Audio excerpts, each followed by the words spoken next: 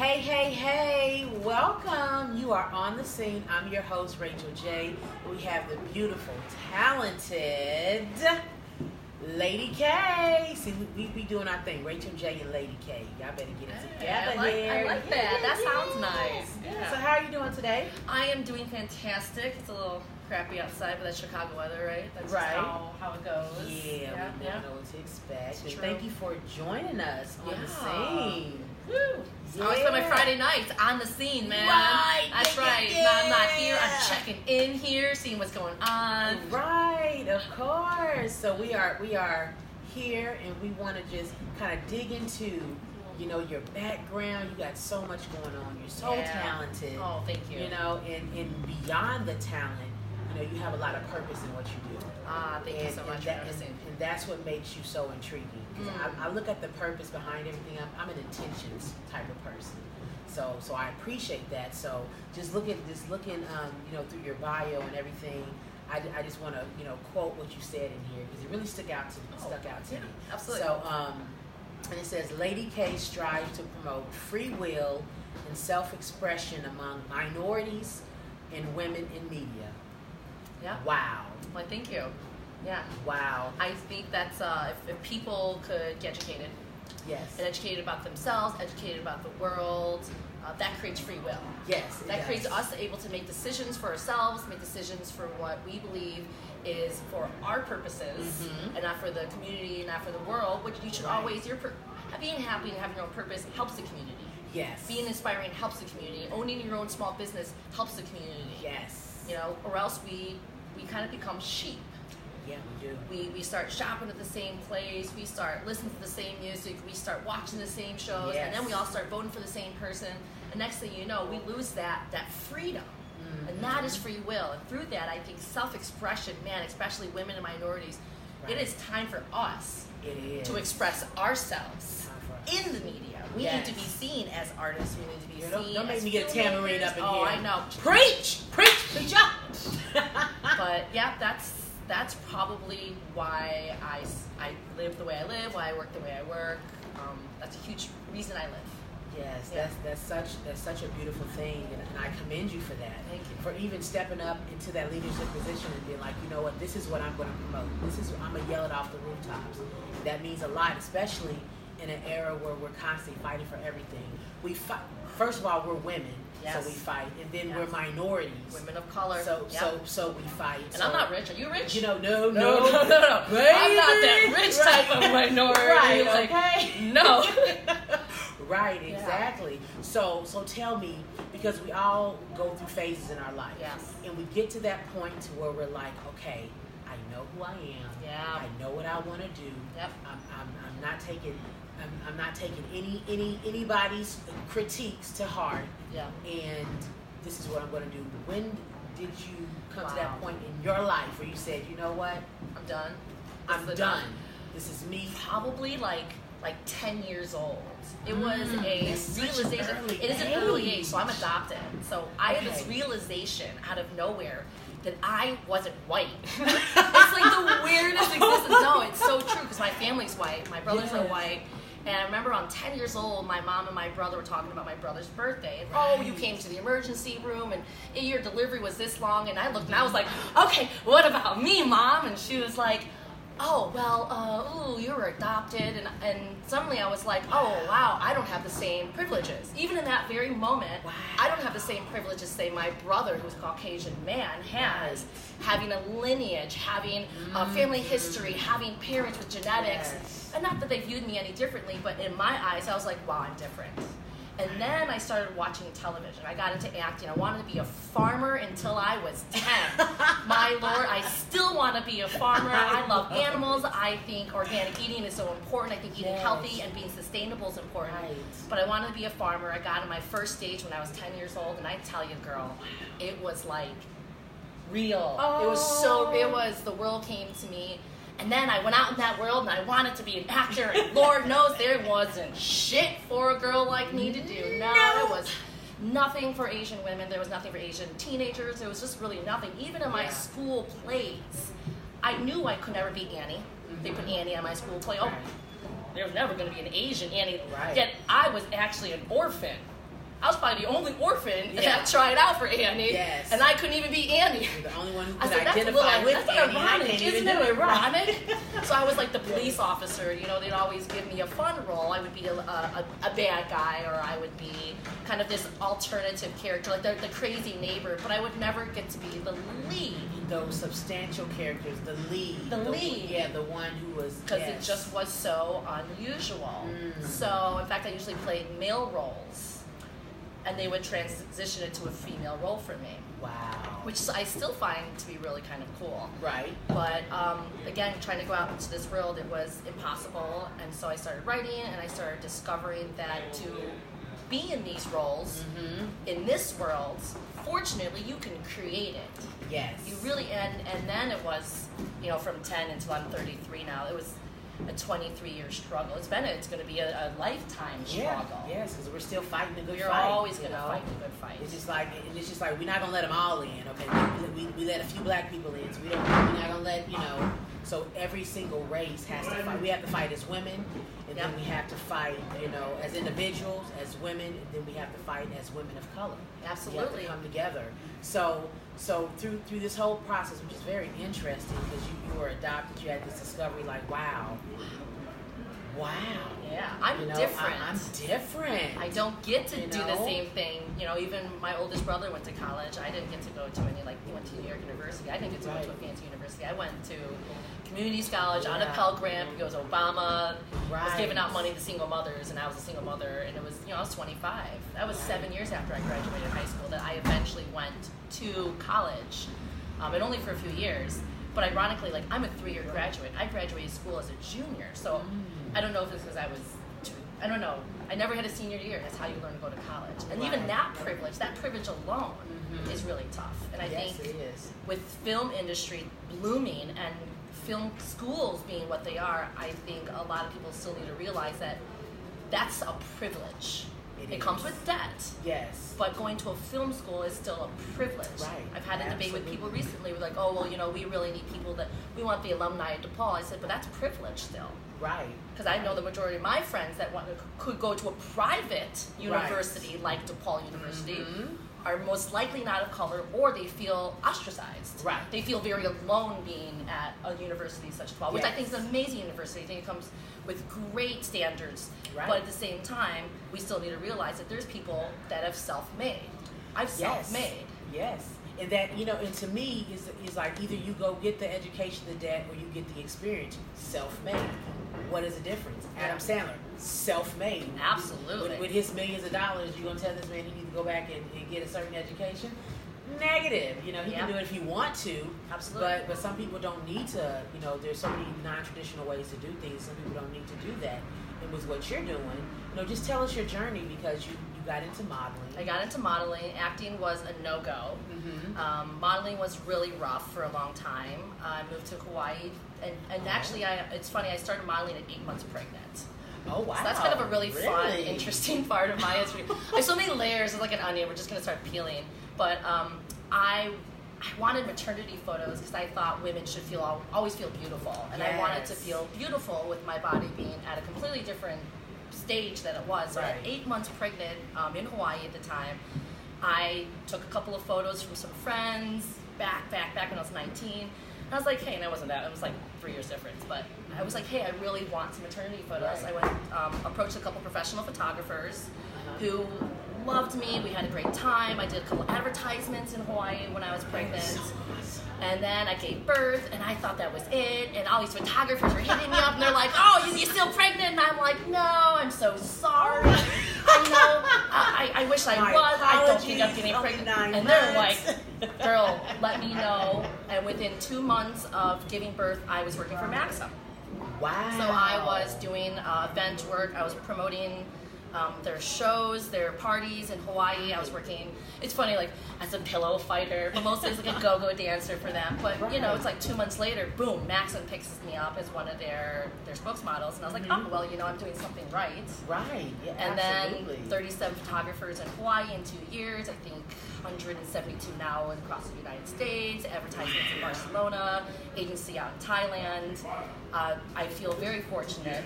You hear this lady right here, Lady K up in the building. Fortunate to shift into crew work. So I filmmaking as well. I'm production designer. I do producing. Recently picked up an ABC show. So I'm day playing on an ABC show that shows 11:30, ABC Channel 7. Oh my goodness! It's called Built to Last. I don't think they can keep up with what's going on here. But that's kind of been the journey. It's just been trying to make films, trying to get more into acting, trying to tell good stories, write more of my own pieces. Yes. Directed my own piece recently for the first time. I know. I was looking. So exciting. And is this based off of your life? It is actually. So CAD is an acronym for Korean adoptee. Mm-hmm. And I wanted to tell kind of a day in the life of. So it's a girl who wakes up and she deals with people, men especially, coming at her, scrutinizing her, saying things like, konnichiwa, where are you from, and how do you say you find your language. And as a woman, we've all had that happen to us. Exactly. Nonetheless, though, let's throw some race in there. Right. Let's throw that dirtiness of, oh, you're going to attack the color of my skin. Right. Then she goes to a bookstore, has a run in there, goes to a Korean dry cleaners, has a run in there. They expect her to speak Korean. But this whole time, this character is Caucasian. Wow. And then at the very end, in the mirror, you reveal that she's actually Korean. Wow. So that's you powerful. have, men, you have some people that are innocent, elderly people type mindset that just don't know any better. And then you have people of your own identity, Korean people talking to other Korean people, not understanding why they're not Korean enough. Wow. So it comes to 3 different layers, and all these are instances that's happened to me, at different times. And I want to let people know that adoption is an everyday thing. When you see someone, it might not be what you think it is. Yes. You can't assume that this person that looks to be Muslim is an extremist. You can't look at this person that might be Hispanic isn't illegal. Like, people are so much more than this title, this label that stereotypes puts on them. Absolutely. So it's found it very important to tell that story. Wow. So is it available now? Or? It's in post-production right now. Okay. I've been fortunate to get investors, wow. Other very wonderful Korean adoptees. What up, Chris? Thank you so much. What up, Chris? What up, Chris? And your beautiful wife. I've had wonderful people support the cause, and I think that's great. And that's the same thing with any type of film that has a cause. It's great when people back that up. Yes, it is. It's very important. And when you do complete this film, because there are a lot of people who go through adoption. There are a lot of people who are adopted by different families, and then they just wake up one day and be like, hey, I'm different. Yeah. How do I deal with that? Or how can I love where I'm at and then still appreciate my culture? Yep. Because you're from South Korean. I'm South Korean. Right. So how can I appreciate this family of Caucasian people who I love, and they've adopted me and they've taken me into their home?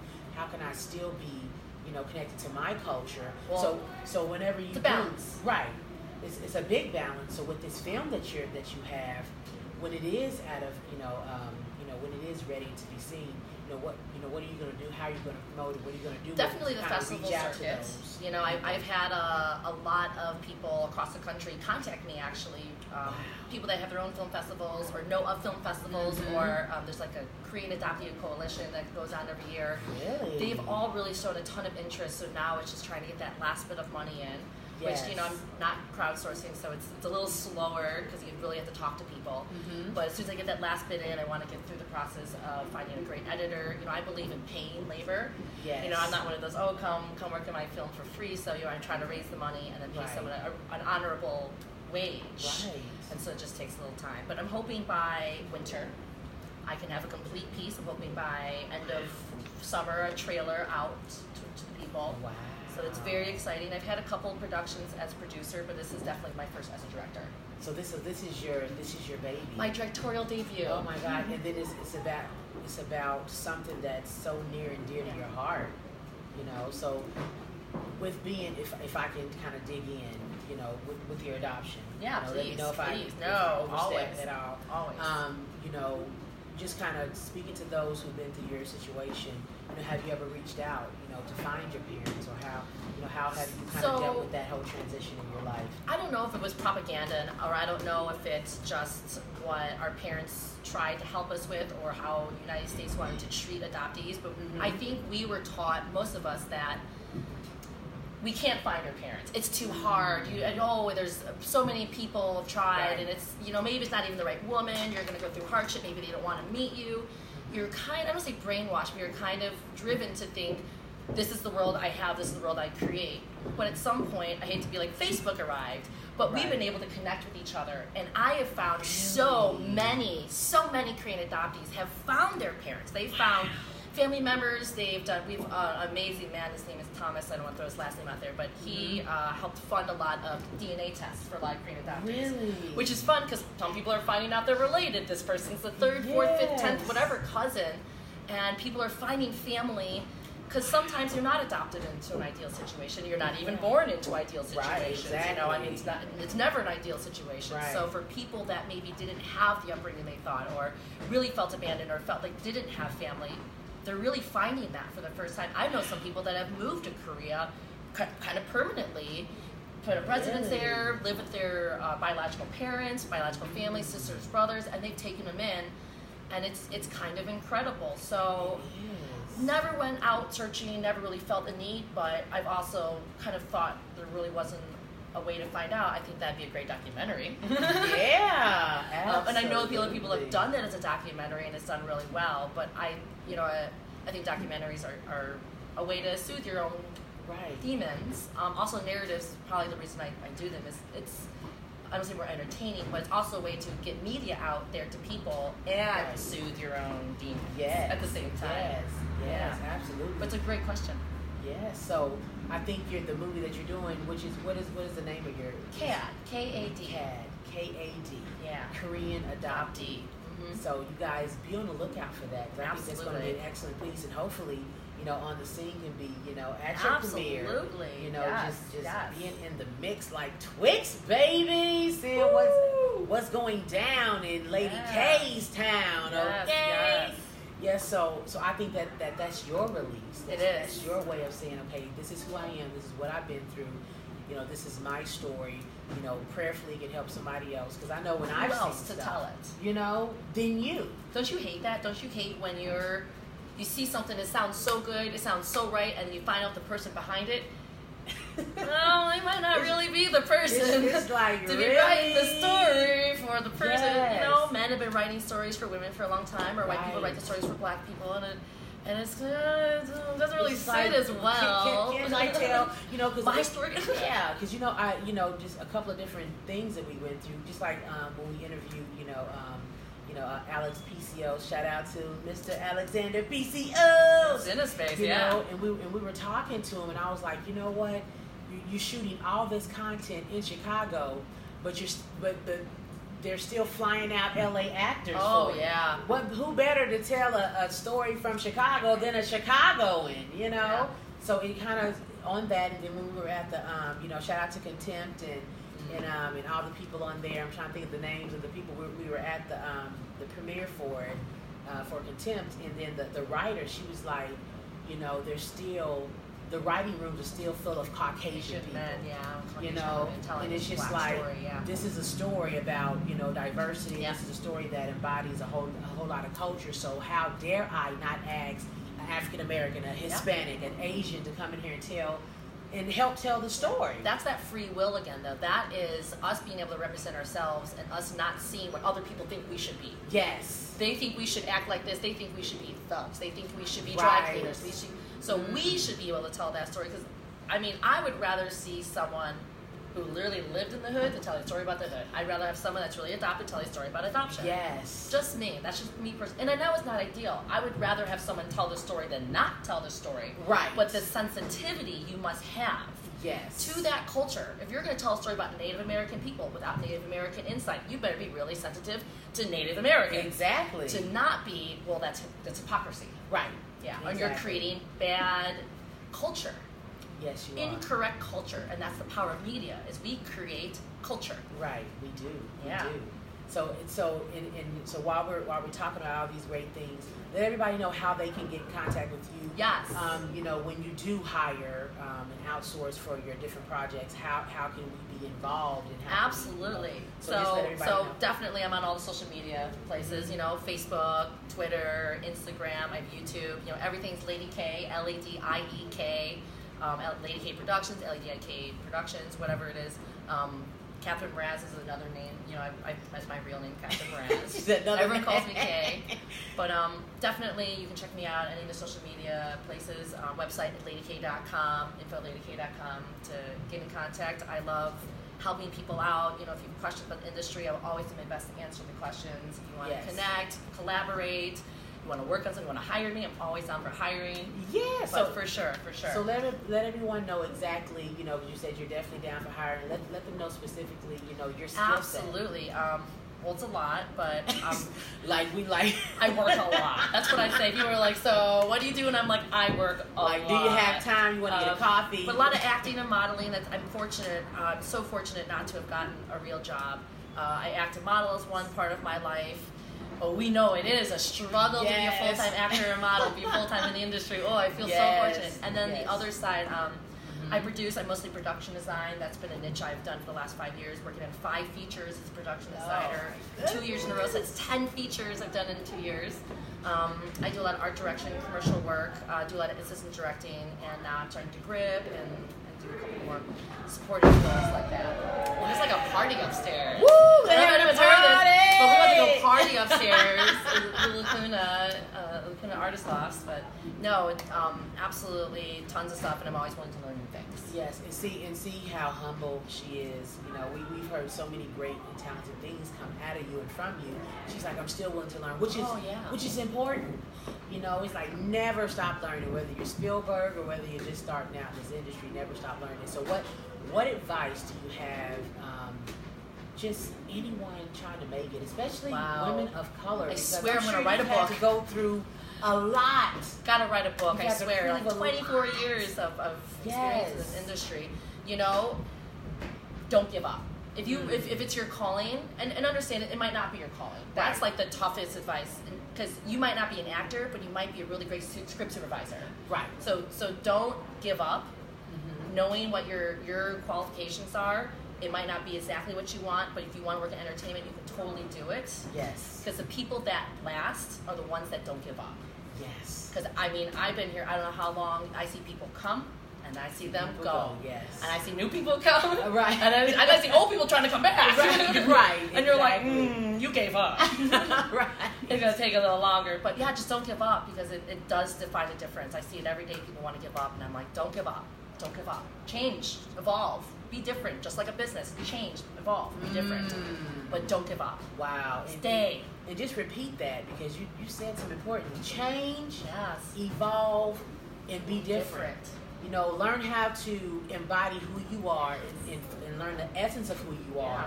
But learn how to adjust to different environments, different settings, different people. Because you can't talk to this person how you can talk to this person. Yeah.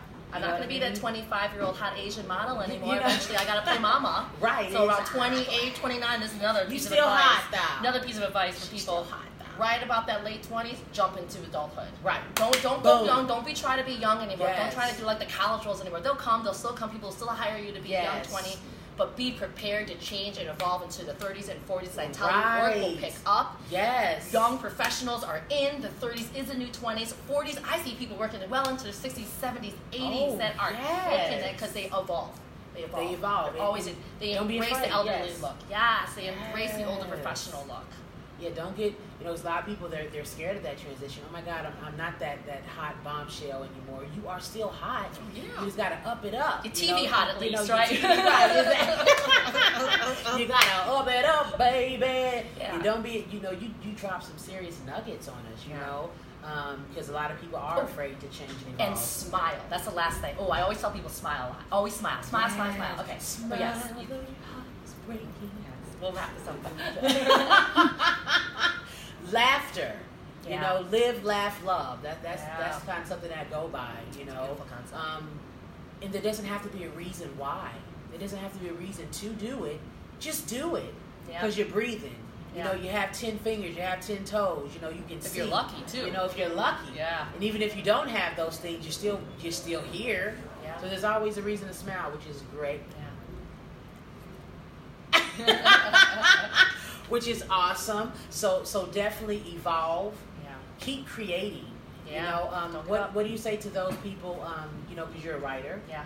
You know, you do content writing.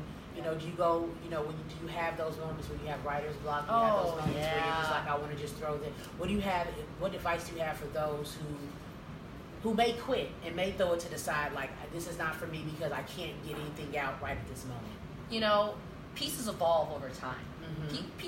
Stories are like everyday life, and you know that when you put that pen down, that story doesn't stop there. Right. That story keeps going. Yes. So put it down, try something new, get a habit going, and when you're back on fire, pick it back up. I know people that write that have 5 years between their drafts. I have pieces that are 10 years in the making. You know, my husband writes too, and we're talking about putting the piece together. He must have wrote that 20 years ago. Wow. And he's putting it on some fresh eyes, and he's looking at it, and he's like, damn, this is good. And it is good, but it probably wasn't going to be that good in 2 years. Maybe it took 20 years. Yes. And maybe that's where the world had to be, because I think that content he has now would play really well, because it's an animation piece. Animation's getting big again. Right, it is. So, I mean, to do that piece 10, 15 years ago may have not done as well, because we may not have the resources as well. Yes. So take your time, but don't give up. Right. Yeah, just put it aside and know it's there and it's still evolving. Those characters are still living inside that world. Yeah. And see, oh my gosh, y'all need to contact her, because she's dropping, if y'all not catching these nuggets that she's dropping in life, just because you start something and you can't get it done right then and there doesn't mean that it's necessarily incomplete or that you're not doing it right. But there has to be certain balance. Everything has to evolve and grow for that thing to manifest itself, and for it to be for such a time as this. It's just not time for it. I think that's something I always try to direct to. You know, I hate the word millennials to ever say that in a way on like a broadcast. Millennials that are just they fight for what they believe in, and that's so powerful. Yes. And so I always tell them, you know, also understand that everyone's been there where you've been. Right. We've all been fighting the woman fight, the minority fight, the GLBT fight. We've been fighting it. Yes. So you're heated and you're hot, and don't lose that fire, but understand, be constructive about it. Learn to be constructive, because that's going to bring you into an adulthood mindset. Yes. And when you're constructive and can learn to communicate, right. Wow, you can really touch people. Right. You can make change. Wow. But you don't quite get to do that when you're just kind of a hothead. And again, I think millennials fight so hard. Like boom, boom, boom, boom, boom. Yeah, they're so fiery. And I really love their passion. But yeah, just trying to tell younger people, hey, you know what? We've all been there. We're not your enemy. Yes. We're your friend. We just seem calmer now because we're old, we're tired, we have kids. We fight, but we fight constructively. Yes, because there's more than one way to do things, and when you're not sensitive and know how to effective communication, you know, it can do more damage than good. Yes. You know, and you represent yourself and all the people that believe in you. Right. Your family, and honestly, everyone that looks like you. I grew up with Caucasian family. I grew up not really understanding what being Asian is. Do you know how many Asian people on a day-to-day write me and ask advice and tell me how inspiring I am? Wow. Asian women, Asian men, young Asian people. I mean, that to me makes me want to be as Asian as possible for them, because I'm going, wow, that's how they see me. I represent them. I can't be saying something stupid. I have to support them in the other sense. I think Asian men are attractive, and I think that you know, Asian women are not sex symbols, and so I have to also understand that just because of the way I look, I have to be a certain way. Right. I mean, we both get that, right? Yes. Represent the best you can. Right. Because people are watching. The Yes, world they is are. watching. Yes. Let's just say, white women gotta stop calling cops and black men.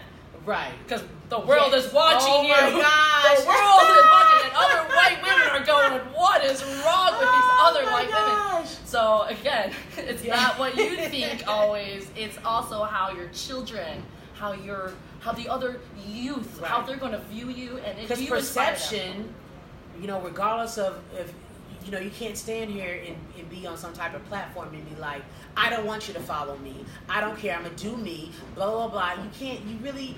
Perception is everything. Yes. And regardless of whether you want to or not, this is how you're making your money. You know, from the public.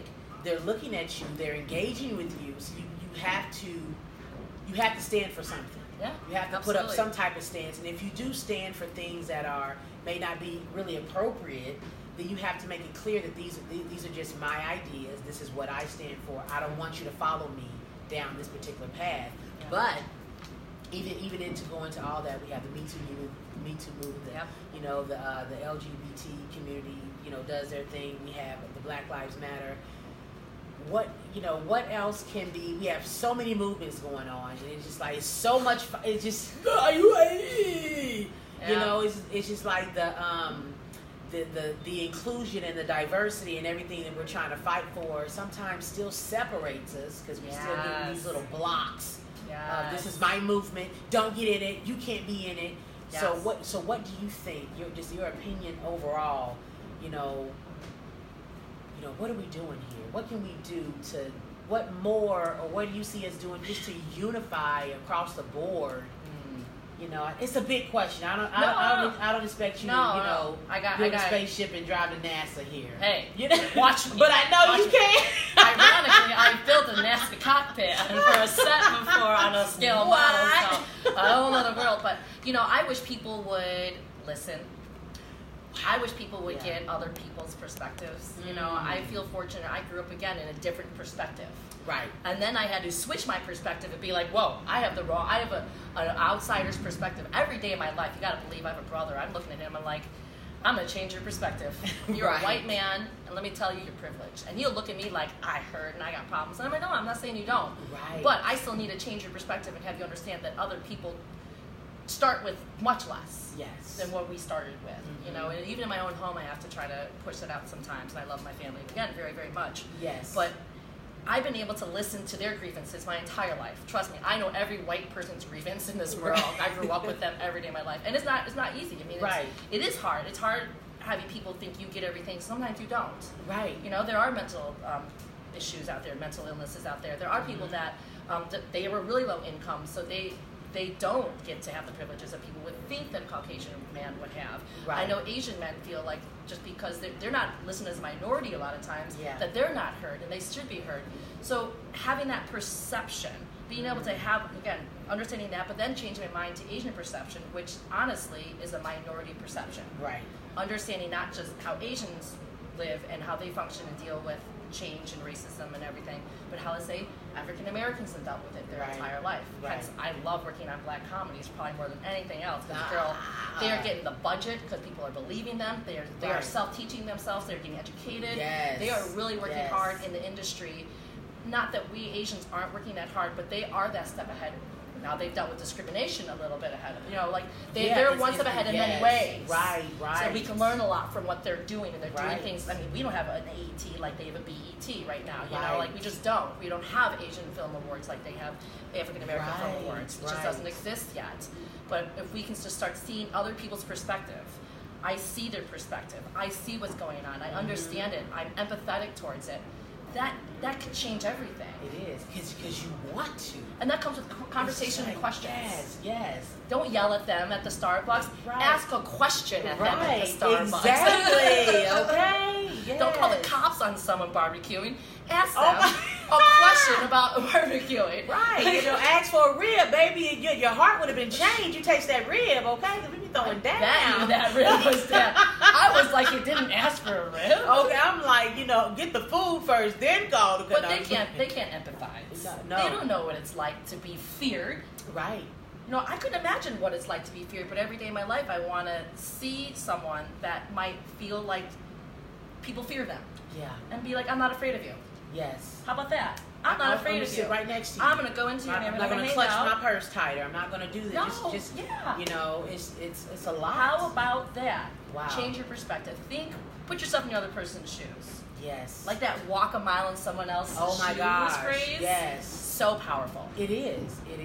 Yeah. Wow. And that's something that I will give credit the millennials, because they haven't had to deal with, the kind of all the side effects of the 60s. Woo! So that's one thing that's huge. That's one thing I love. Yes. That the millennials, is like they don't have to have that. It's like they don't have to break through that barrier. It is true. That a lot of us had to break through. They're like Manhattan, man. Right.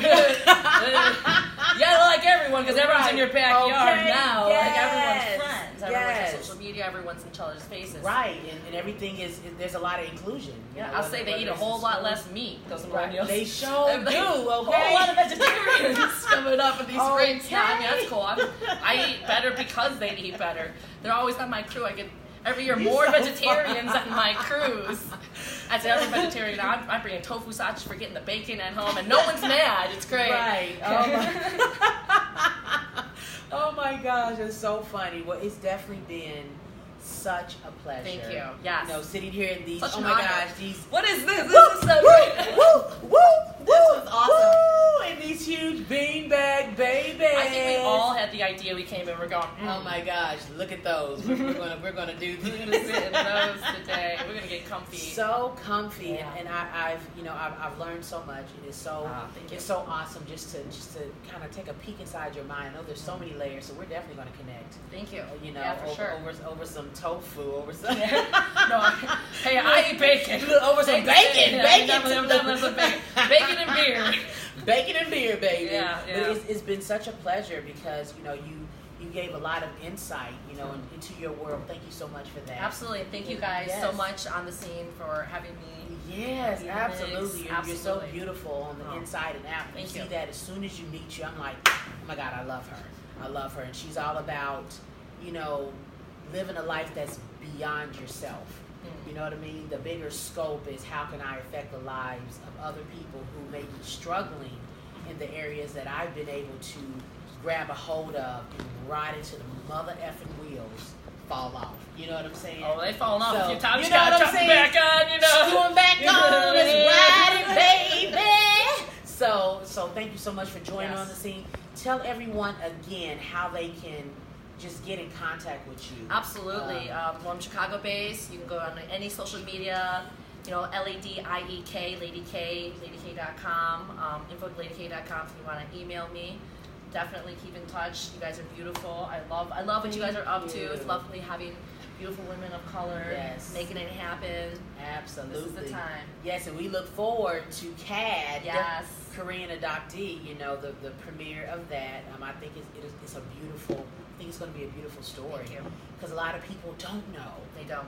With all the movements going on, still a lot Everyone of people can relate, don't though. know. You'd be surprised. Everyone's going to relate to Yes. this. Everyone I've we've all talked to is like, experienced. if nothing else, every woman has been that woman, and every man has been that man, unfortunately. Right. Yes, absolutely. So if you guys, she does production, she writes content, she's a model, she definitely, if you want to pick her brain and get some information, contact Lady K. That's LADIE, the letter K. Hey. And you are on the scene. I'm your host, Racheal J. And I feel so blessed right now to sit right here with you. And thank you all so much for joining us. Until next time, see ya.